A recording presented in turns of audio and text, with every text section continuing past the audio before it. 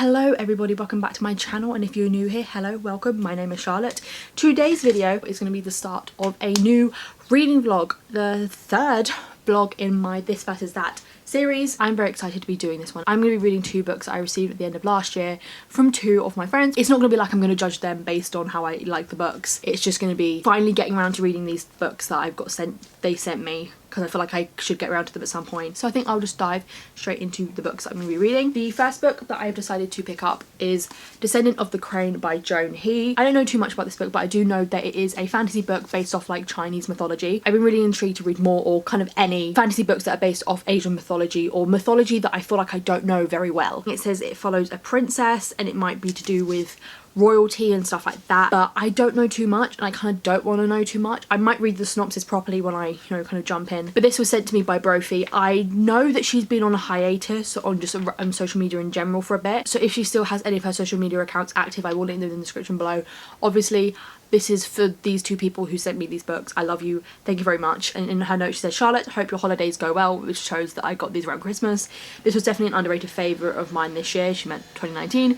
Hope you enjoy. Love, Brophy. So I know that she loves this. So I'm very excited to dive into this, to read about Chinese or kind of inspired by Chinese mythology. So I'm going to hopefully start this today and we'll see how it goes. Other book that I was sent to me by Andrea, who is a good friend of mine. I love her. She's great. Go and check out her channel. She's brilliant. And she said, Charlotte, I'm going to say blank because I'm not going to show the book even though you probably already know it. I'm sending you this book because I love it, and when I saw it on your list I just had to. Hope you enjoy it as much as I did. Happy holidays. Show that she sent it around Christmas. Love, Andrea. I've been meaning to read this series and this book for quite a while now. It's been one of those OG hyped, really well known, really well loved series and books on BookTube. Very recently though, not that I said I don't want to read it, but I'm not gonna go in it skeptical, but because of some things that come up about the author who I have read from before, or he's kind of written a book with somebody else or a series with somebody else I really did enjoy, but stuff has come up about him and he's done stuff, and I'm just gonna see. I'm still gonna read it because Andrew did gift it to me, and I'm just gonna see how I like it, and if I do really like it and I do want to continue with the series, I will. But I'm not gonna pressure myself to, because it's not like he's done a JK Rowling. It's just some stuff he's done, but I just thought I'd pre-warn that before, you'll come for me or whatever. But that is Nevernight by J. Kristoff. I think if you're in the BookTube community and the Book Twitter community, you kind of know some of the stuff that come up about J. Kristoff. That was a whole can of worms that should not have been opened the way it was and was completely unnecessary. I have heard amazing stuff about this book, but I think, is there stuff in this book that people have called out? I can't remember. I will have to look it up. I know this is about our main character Mia, who is an assassin. I feel like it's a very generic BookTube YA fantasy, love it, whatever sort of synopsis and kind of premise, but I haven't, apart from like Throne of Glass, which I don't really like, I haven't really read a book or a series about assassins, so I kind of want to see if this one works well for me, and I have a feeling there might be bisexual representation in this, so another reason I'm excited to read it. I also know that it has footnotes, so I don't know what this book does for it to need footnotes when it's like a YA fantasy or it's a fantasy book. I don't think it's YA because I think there is like a lot of blood, death and gore and sex, maybe, I don't know. I'm intrigued, excited, but nervous because it's hyped and because of everything with J. Kristoff. I will see what happens, and obviously I'm not getting to this until I finish Descendant of the Crane. But I will be starting this today, and just like all my other vlogs, I'll be updating you when I get to a quarter, halfway, 3/4 and finish the book. I like that format. I think I'm going to stick with it. If you haven't checked out the two previous vlogs, they will be linked in a playlist in the description below. I don't think I have much else to say apart from welcome to this new vlog, welcome to the new July edition of the This Versus That series, and I hope you enjoy it. So let's proceed with reading and proceed with this vlog.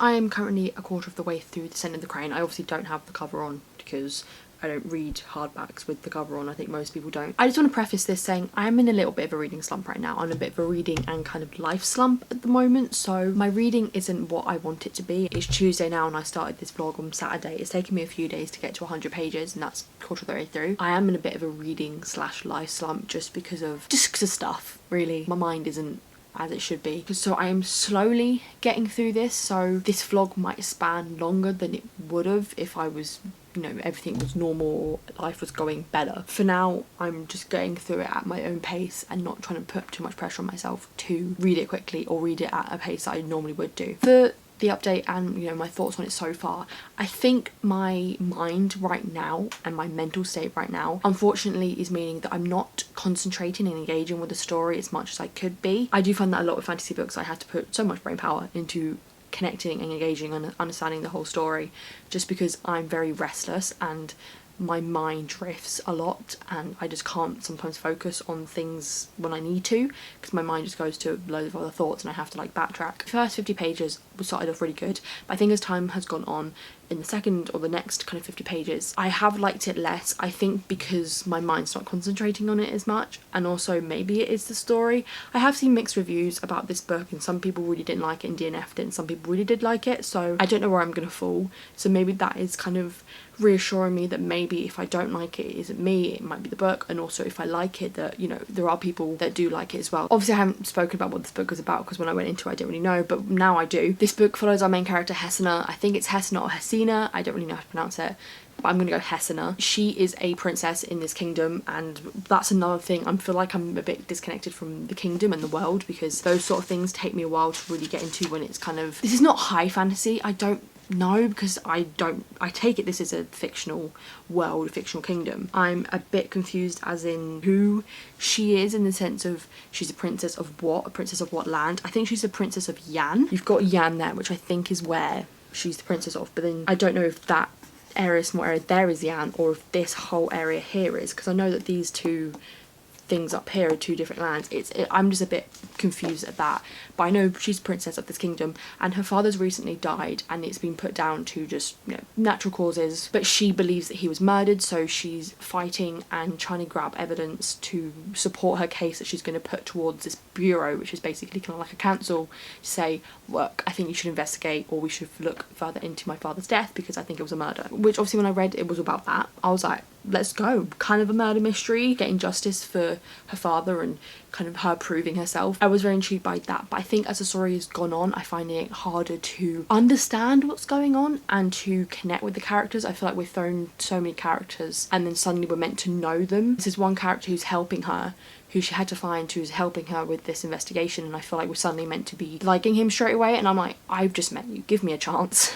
But I do like that she's got a brother and she's got like two adopted brother and sisters who I think are twins, and I'm really intrigued to see the relationship blossom and see how that progresses, because she has like a up and down relationship with her brother. She is the oldest and obviously she does love her brother, but sometimes she feels like he doesn't get her and he is something that she's not. Her mother especially wants her to be more like her brother and doesn't want her to be like how she is, and her mother is not a very nice person to her as well, which is something I've obviously definitely picked up on. Her mother very much doesn't like her daughter, not that maybe doesn't like her, but doesn't like who she is and who she's trying to be. So far it's good, I'm enjoying it and I'm intrigued to see where it's going to go, but I'm just hoping that I engage and understand the story and the characters and just where it's going to go more in this world. Otherwise I'm going to struggle, going to progress, and I'll see you when I have. So I'm officially halfway through this and it's got a bit better, I have to say. I think because my mind's concentrating on the book more, and these past few days been better than days I've had last week when I started the book, I have started to like it more, engage with it more. I am enjoying it. I think the main reasons why my mind sometimes disconnects and I'm not engaged with it and I'm kind of not liking it as much, or not like I don't like it, but my mind's just a bit confused, is when it's all like the political aspects and all the kind of negotiations between different kingdoms and different kind of leads of places. I feel like that's when my mind kind of drifts and I get less engaged, just because on a good day and in a book where the writing isn't so beautifully flowery, my mind still kind of has to really badly focus and does get a bit confused sometimes. As I said, this book has really nice writing, and even though I've said in the past that I sometimes do get a bit lost in flowery expressive writing isn't usually my thing, this isn't too like that. It is fantasy writing, not too much fantasy writing, not too many metaphors and all that sort of stuff, but it is still really beautiful. I think so far I'd give it either between like a 3.5 and a 4, or a 4 out of 5 stars. There is one character that we kind of got introduced to more in this past 100 pages called May, and I love her. I think she's great. I think she's my favourite character. Yes, I'm a little bit biased because one of my friends' name is Mei Ying. Even though this is her name's just May, I saw it and I was like, well, I'm gonna like her because she's got one of my friends' names. And I sent a photo of that to my friend being like, look, it's your name, because obviously with her having a name like Mei Ying, which is a Chinese name, unlike most Western white names, she doesn't get Mei Ying up in books a lot. So when I even just saw a little bit, like half her name, I was like, oh my god, this is your name. And she was like, oh my god, it's so great. And she's even looked it up on Amazon and might get it. So I might be a little bit biased in liking Mei, but I think she's also a great character. Her relation to Hesina is that she's Hesina's brother's kind of like second in command, someone he's trained and obviously trusts very well because he's kind of part of this army or the leader of this army. So Hesina and Mei have, it's not like they're best friends, but you know, they're friendly. And I kind of might ship them, but I don't know if that's what the direction this book is going in. I feel like there's already a potential love interest, but it's not the main focus, which I enjoy. But if we are going to have any sort of pairing, love interest, coupling, I'm here for Hesina and Mei. I'm here for a sapphic relationship between those two. Just the way they interact, even though with this other guy, Hesina has these lines where it's like, oh, our hands touched and it felt weird. Those typical lines. Because that's my little hope. I'm kind of hoping that happens, but I'm not going to hold on too strong because I don't know. I'm hoping my mind allows me to concentrate and engage more with the more political stuff. But stuff like fight scenes and conversations and scenes with just Hesina, I'm enjoying and kind of engaging with more. So I'm excited to continue on with it, which I'll be doing in a bit. And I will see you when I get to 3/4. So hello, I have not updated this vlog in a couple of days. It's just because my life's been a little bit chaotic this past couple of days. I was meant to update this vlog a couple of days ago, but I didn't actually end up getting to 300 pages or to 3/4 of the way through. I was like, no, I'll do it tomorrow, I'll leave it. When I actually get there. That day came, which was yesterday for me, and I ended up getting a trial shift for a job and then getting the job. And if you haven't seen on Twitter and you don't know me, I've never had a job before. I know, I'm 21. You're probably going to be judging me, but like, oh, she's so privileged to not get a job. It's not that I haven't been applying.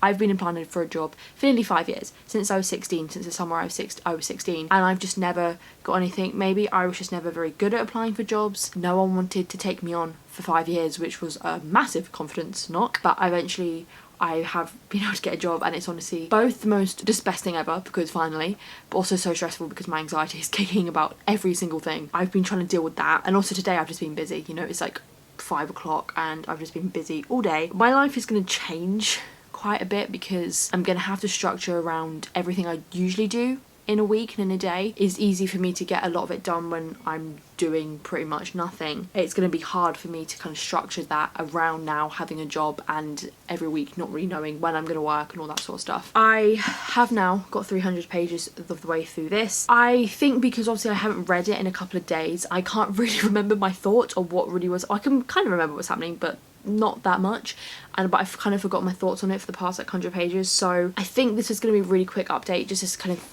tell you what I have remembered and what I'm thinking now, and then at the end of the book I'll try and just kind of wrap up my thoughts. I know this is vlog and my thoughts have been a bit chaotic with reading this, but my life has been chaotic, so apologies for that. I just feel like my mind hasn't been where it usually is when I do these sort of vlogs. But I think what this book suffers with is that because it's a standalone fantasy, it has to cram in all this world building and all this mythology into this one book. It's hard for me to understand it completely because it's not giving me a lot of time to do so. So I think that is just the one downfall of this book. It only has 400 pages to set up this world and to tell the story. I'm still enjoying it, like everything's kind of kicking off now, but I think it could be better if it was more expansive or if it was a series and it had more time to adapt and to explain and to delve into everything. But other than that, I am still enjoying it, and I'm just gonna see how it goes and just kind of get through these next 100 pages. I think I might try and finish it tomorrow if my reading is still on par.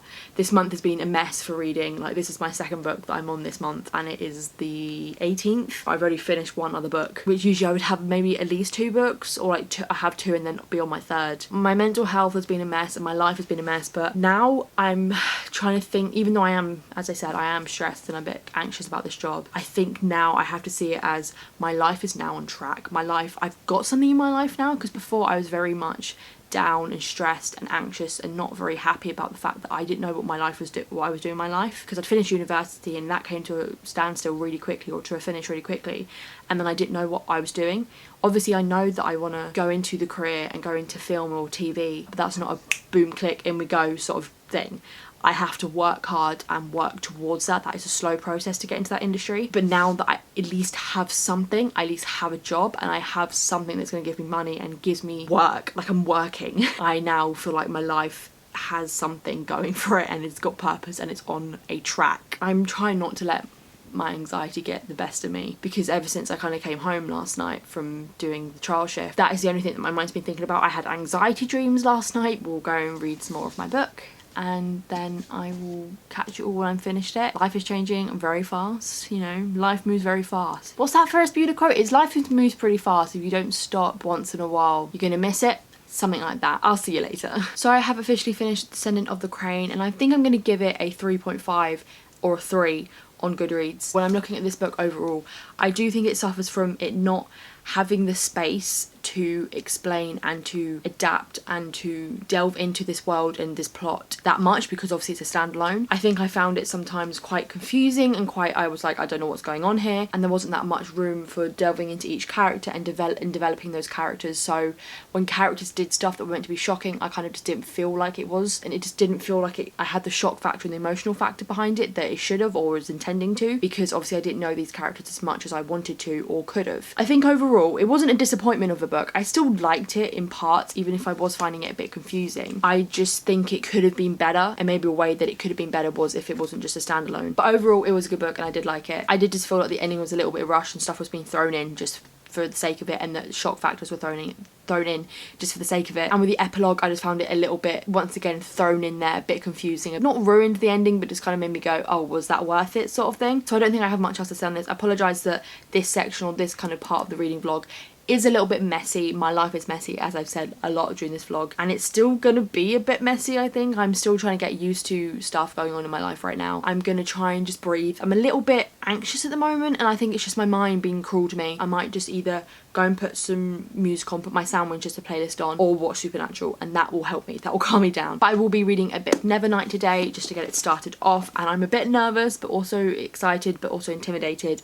and we'll see how it goes. I'm probably just going to read about like 30-40 pages of this today. We'll see how that goes. I will leave this here and I will see you when I've started or got more into Nevernight. Hopefully my life doesn't take a detour and means I just kind of stop reading or does what I did when I was reading Descent of the Crane. Let's just hope I stick on to reading a decent amount each day, because otherwise I don't know what's going to happen. So hello, I've been gone for a few days, and the main reason is because my reading hasn't been what it should be. With this new job, my life has been a bit chaotic, and on the days that I do work, I don't really have the time to read, because I'm working 9-hour shifts and I want to get stuff, like productive stuff, done in the morning, so I just don't really have the time. I have made the executive decision, and I've got new hair, I've got my hair cut finally. I've made the executive decision to just put Nevernight down for now and to bring this vlog to an abrupt end, because my mind is not in the right place or is not in the right mood to read such a high fantasy and such a complex high fantasy as Nevernight.